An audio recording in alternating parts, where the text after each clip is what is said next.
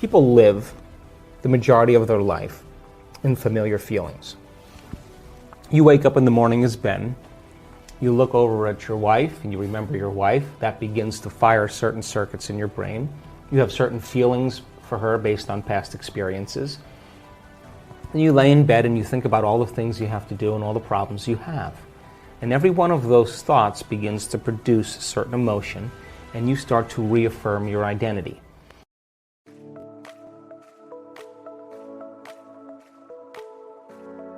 Welcome to Good Vibes. We are dedicated to raise your vibration to make you inspired and make your day. Before we start, hit the subscribe button and the bell button next to it. As you see, most of you guys that enjoy our videos aren't subscribed. So subscribe and don't miss our new videos. Enjoy the video. You get up, you look at the dresser your grandmother gave you, you unconsciously perceive it as something. Then you go to the bathroom, you use the toilet, you think of a cup of coffee, you get a cup of coffee, then you go back into the bathroom, you take a shower, you dress, and then you go back and check your emails. You have this certain routine that you do. And because those familiar emotions ground us in our identity, then the moment we are feeling the same way every single day, then all of a sudden we begin to live life from particular biology. Okay? And so then you start thinking about all the knowns you have to do in your life, all the people you have to see, the places you have to go, the things you have to do at very specific times. And you anticipate the feeling of every single one of those events. You start to think about how they're going to feel. Oh, I got to see that person, oh, I got to do that thing, I got to go shopping, I got to do this. And the reason that you are having a thought that's producing an emotion means you can predict that future and you're going to know how it's going to feel. So if you can predict the future event and you know how it's going to feel, then it means nothing new can happen in your life, because a new experience should have a new emotion.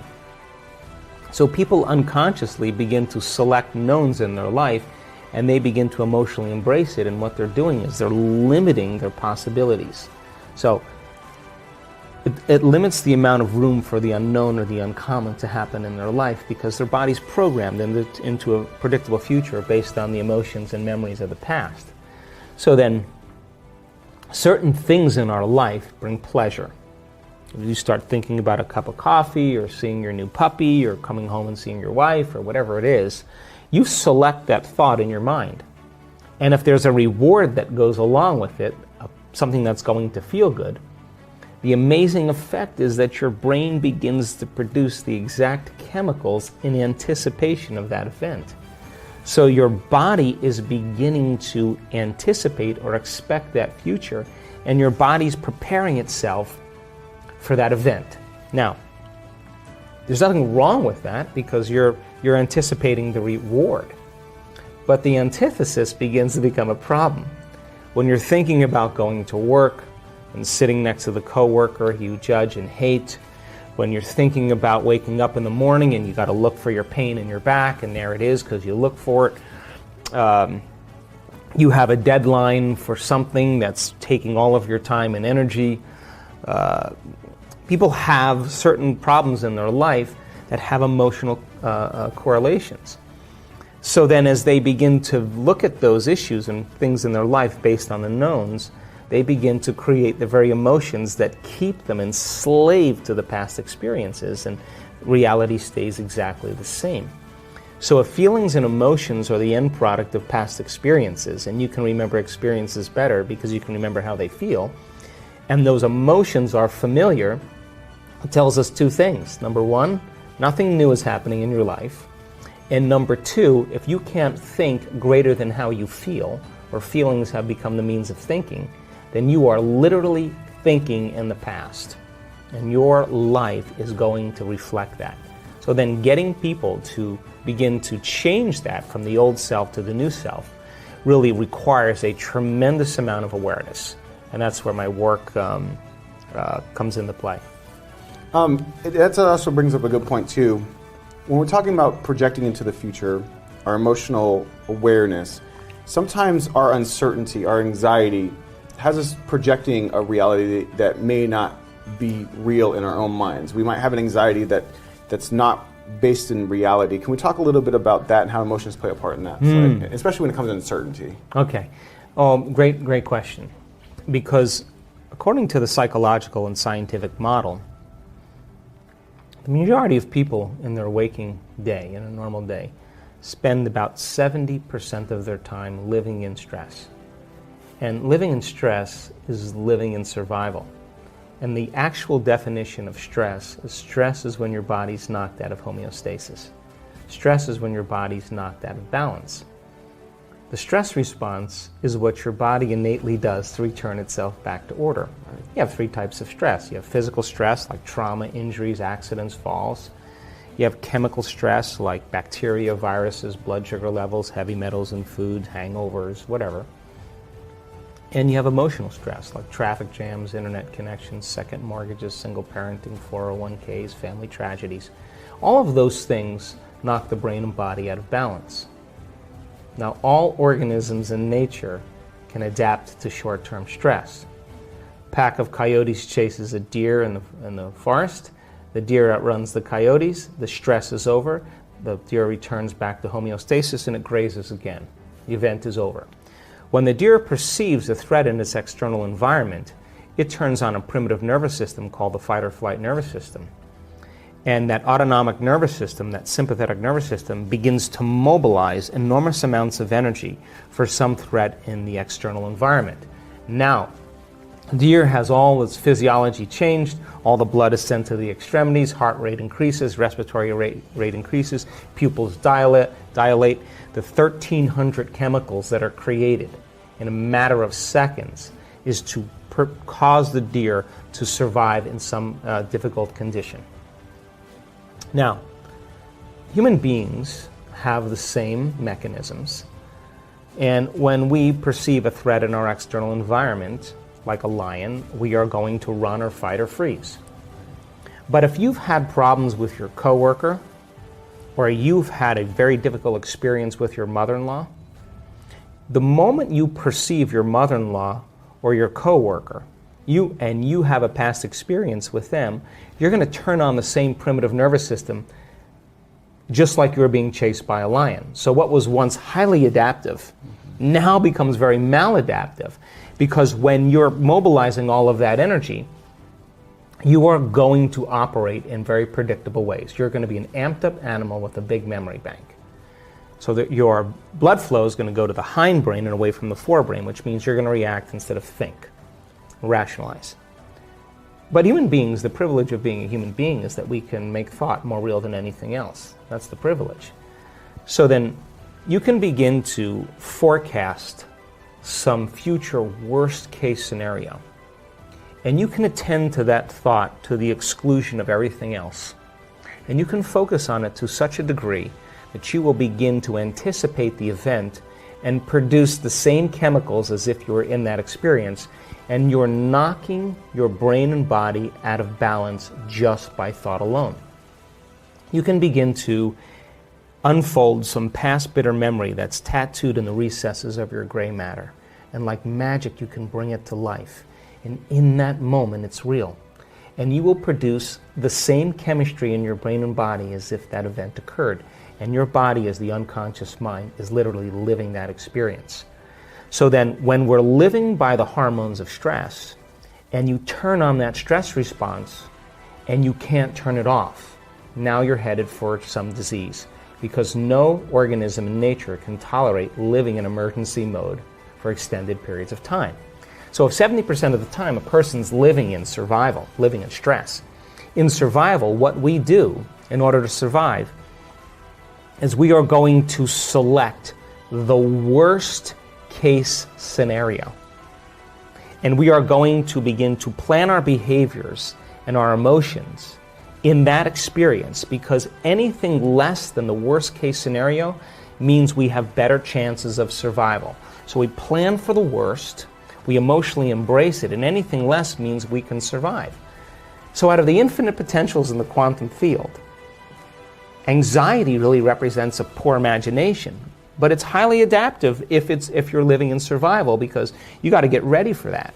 So 70% of the time, people are selecting the worst case event in their life and emotionally embracing it, and they're programming their autonomic nervous system into a very specific destiny. And it turns out if you keep doing that and you create the emotions of fear and worry and anxiety, and you do that for 10 years or 5 years or 3 years, your body is going to unconsciously become programmed to fear. And it's going to have a panic attack without you. Try as you may with your conscious mind to control it, you've programmed it subconsciously. And now the body, as the mind, is running the show. So the hormones of stress create the emotions of anger, of aggression, of hostility, of violence, of frustration, of hatred, of fear, of anxiety, of guilt, of shame, of hopelessness, of powerlessness, depression. Those are all chemicals that are derived from the hormones of stress. And when we live by the hormones of stress, we become very selfish. Why? Because when you're in survival, you got to take care of the self. Your attention is on your body, right? Your attention is on your external environment. There's predators out there. The rush of adrenaline causes the senses to become heightened, and you're a materialist, and you're trying to predict the future because there's better chances of survival if you can predict the future based on the past. When that occurs then, over time, the body begins to break down because it's a scientific fact that the hormones of stress downregulate genes to create disease in the long term. So if you can turn on the stress response just by thought alone, and the hormones of stress can make you sick, then your thoughts can literally make you sick. So the question is, if your thoughts can make you sick, is it possible then that your thoughts can make you well? People are looking for something outside of them to change their internal state. It's kind of a Newtonian principle. You wait for your wealth to come to feel abundant. You wait for your healing to occur to feel wholeness. You wait for your success to show up so you feel empowered. You wait for your new relationship to show up to feel love. You're waiting for the event outside of you to happen to change how you feel inside of you. That's cause and effect. And we're conditioned based on consumerism and marketing and programming that that's the way it works. To get something to relieve yourself. And the problem with that is that people begin to confuse true happiness with pleasure, and they're not the same thing. So people who have addictions like that typically have had some very difficult past experiences that have branded them emotionally, and they just don't know how to change. They just don't know. And they're just looking for some relief inside of them so that they can make that feeling go away. So we can become distracted by our external environment for a period of time, but then when you realize that the sports car or the new wardrobe or the vacation or the whatever people do to try to make the feeling go away, the novelty of that thing outside of us wears off because we're trying to re-identify with our environment. When that goes away, the next thing that people do is they look for some immediate change. And so they take a drug. They drink something, they gamble, they watch pornography, and the event outside of them changes their internal chemistry. And the moment they notice that the pain or the emptiness goes away, the moment they feel differently, they look to see what caused it. And this is when the attachment begins. Here's the problem though. The rush of chemical change that takes place, the pleasure centers in the brain,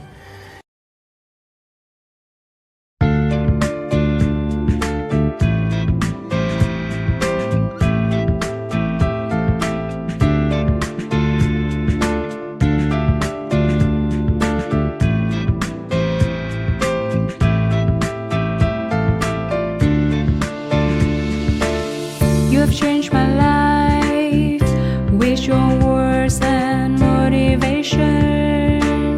You helped me to become a better person. I feel so great about your love. Never felt that before.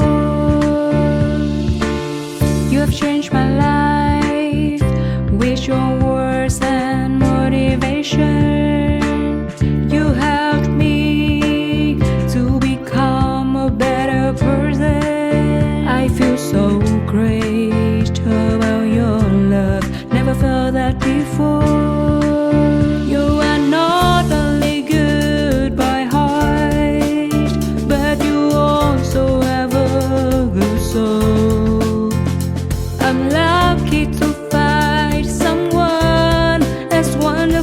as you are. I am so thankful to you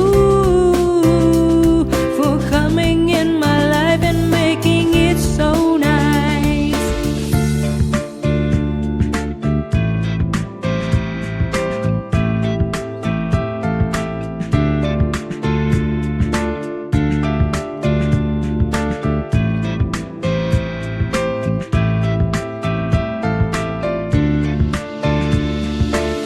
You have changed my life with your words and motivation.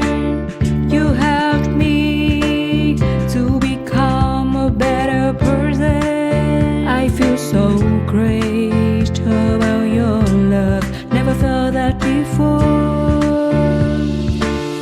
You have changed my life with your words and motivation. You helped me to become a better person. I feel so great about your love. Never felt that before. You are not only good by heart, but you also have a good soul.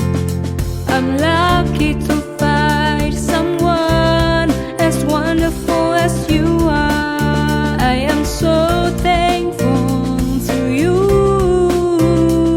for coming in my life and making it so nice. You are not only good by heart, but you also have a good soul.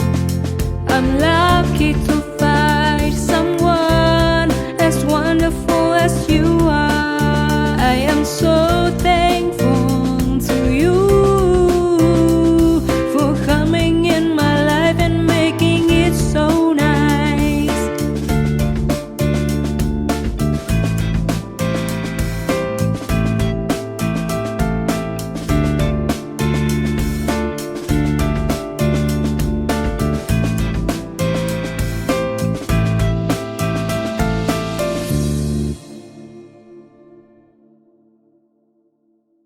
There's a huge release of the pleasure chemicals, and the release, the intensity of those release of those chemicals begins to desensitize the receptor sites in the brain.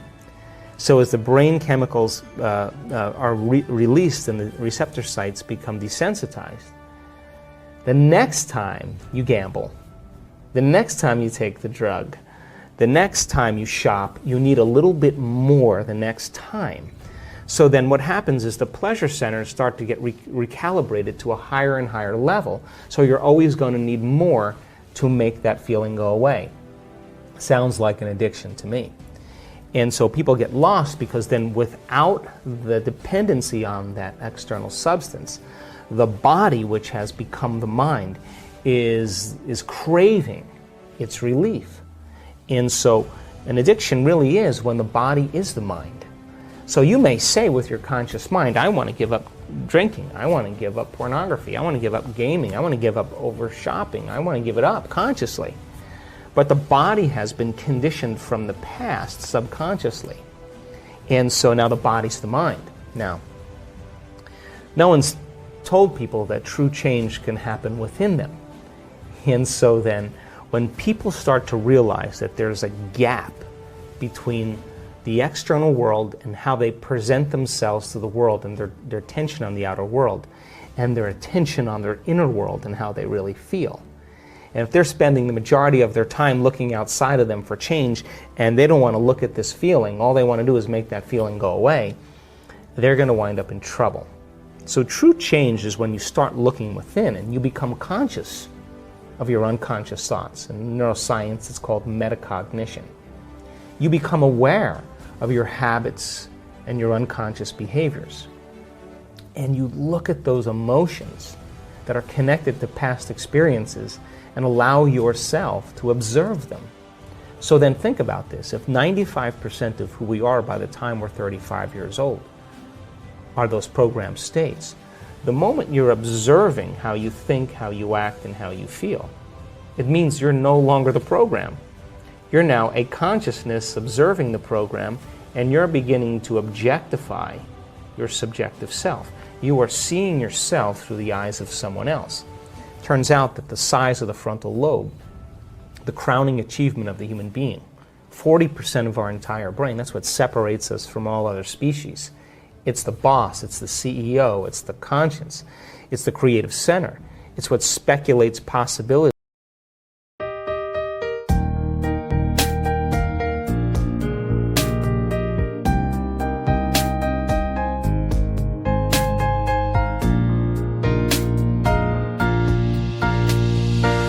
I wanna thank you for your unconditional love for me. You are the most beautiful thing I have ever had in my life. You are the reason, that's why I am living in this world. I wanna thank you for your unconditional love for me. You are the most beautiful thing I have ever had in my life. You are the reason, that's why I am living in this world. I admire the way you are always there for me. I admire the ways you always take care of me. I admire the way you give your all just to see a loving smile on my face. I admire the way you love me.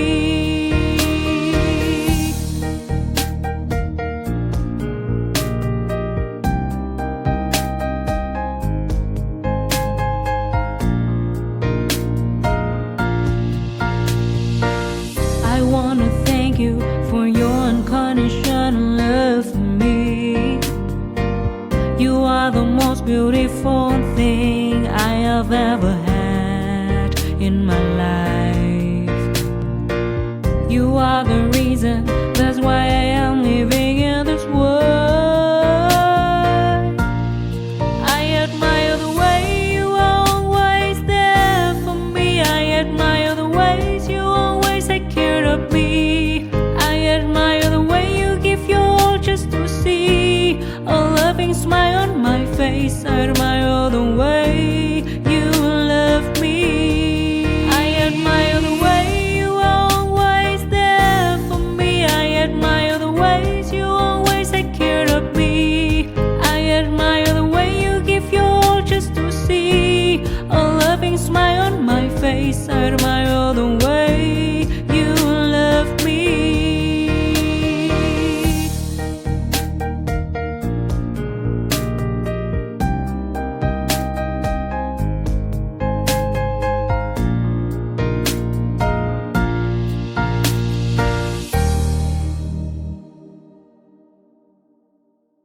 It's what learns from its mistakes. It's what has intention, attention. It regulates and controls behaviors and emotional reactions. When your forebrain begins to turn on, when that begins to happen, you are now beginning to become the executive in your life. You're starting to gain more control over your life. If you're living primarily as the body-mind, then the hindbrain is looking for some chemical relief.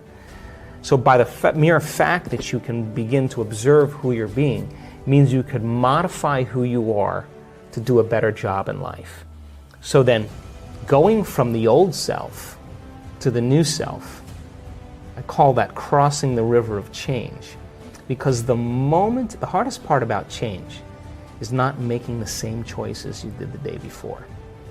And the moment you're not going to think the same way, make the same choice that leads to the same behavior, that creates the same experience, that produces the same emotion, you are not going to feel like yourself. It's going to feel uncomfortable. It's going to feel unfamiliar. There's going to be a certain amount of uncertainty. You are going to feel the state of unpredictability. And that's the moment you step into the river of change. And the moment you step into the river of change, then that discomfort means you're in the unknown. And so the body, which has been conditioned to the mind, who's been living in the past, would rather hold on to the guilt, because at least it's familiar. They'd rather hold on to their own emptiness and unworthiness than not feel that, because that's the unknown. So people cling to the familiar, and it transcends rationality. So then, The moment you step into that river and the body has become the mind, the body starts sending signals back to the brain because it wants to return back to the familiar self. And this is when we start to hear all the chatter, the sub-vocalizations. You're not good enough. You're too much like your mother. It's your ex-husband's fault. Start tomorrow. This doesn't feel good. What's wrong with me? I want to kill myself. That's the body saying, I don't want to go in the unknown. I don't trust the unknown. I'd rather hold on to this. Now, going from that old self to the new self is the biological, the neurological, the chemical, the hormonal, the genetic death of the old self.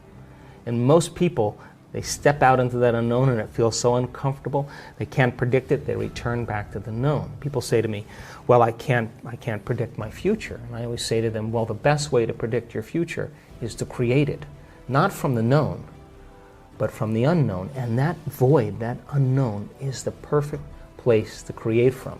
Now, why is this dangerous? Because when you're living in survival 70% of the time, there's better chances in survival.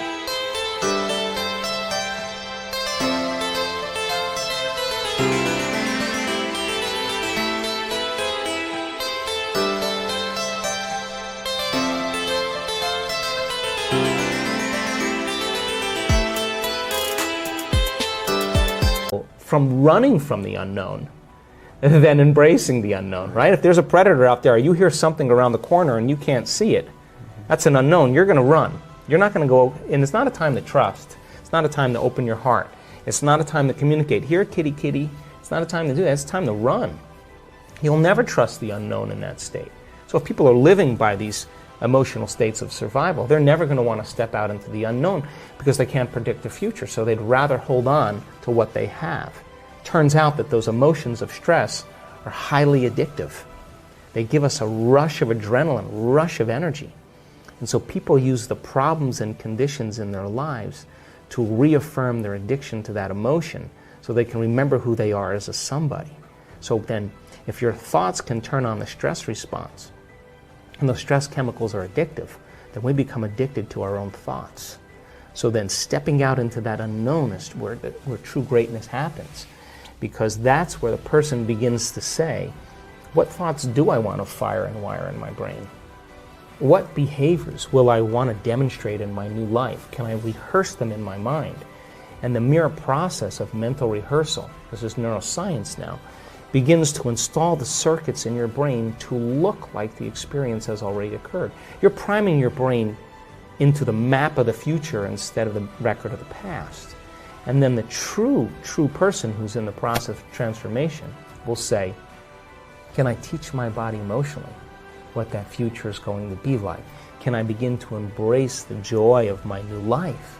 And their body, as their unconscious mind, begins to believe it's in the future instead of in the past. Now, that process is not an overnight process. We don't jump from the old self to the new self. It requires that continuous process of changing our biology. But I can tell you, in observing people who have healed themselves of very serious health conditions, who've healed themselves of some pretty difficult scars from the past, who've overcome addictions, who've created new opportunities and new jobs and new relationships and a new life, had to cross that river. And that is when they're literally, from a biological standpoint, a new personality. And your personality creates your personal reality. That's it. And your personality is made of how you think, how you act, and how you feel. So the present personality who's sitting here today has created the present personal reality called their life. Which means then if you want to create a new personal reality, you got to change your personality. And that means you got to start thinking about what you've been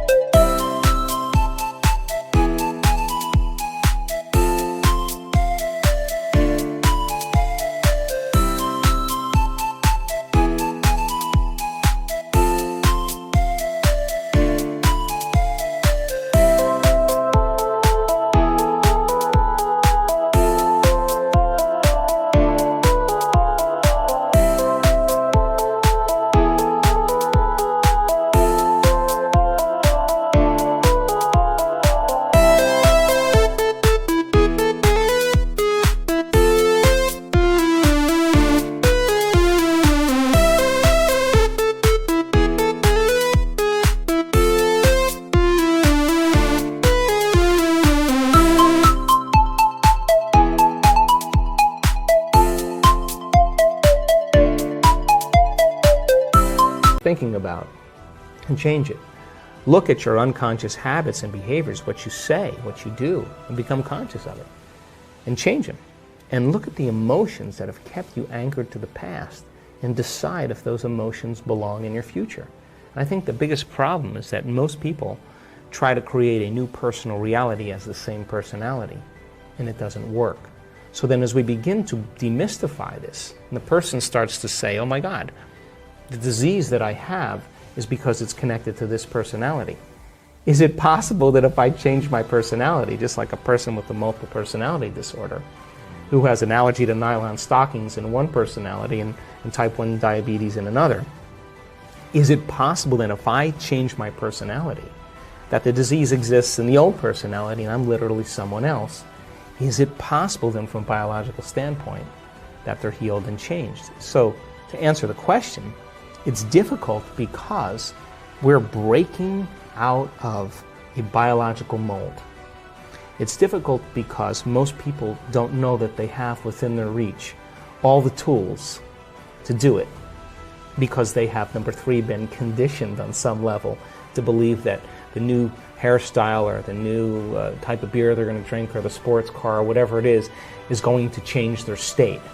And that's the hypnosis. And when I wrote The Placebo, You Are the Placebo, the biggest thing that I walked away with after writing that book was how hypnotized and programmed we really are.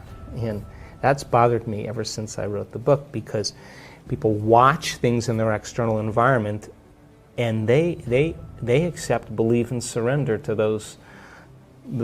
that information without any analysis, and they're programmed. And so when you and I start waking up and say no to those programs, and we start to think that we're maybe a little bit more unlimited than we're given credit for, and it's not driven for profits or self-interest, but when people start to wake up and say, hey, I healed myself of this condition, I healed myself of Parkinson's, I healed myself of lupus, I've healed myself of cancer, I've healed myself of rheumatoid arthritis, I've healed myself of chronic pain, I healed myself of food allergies.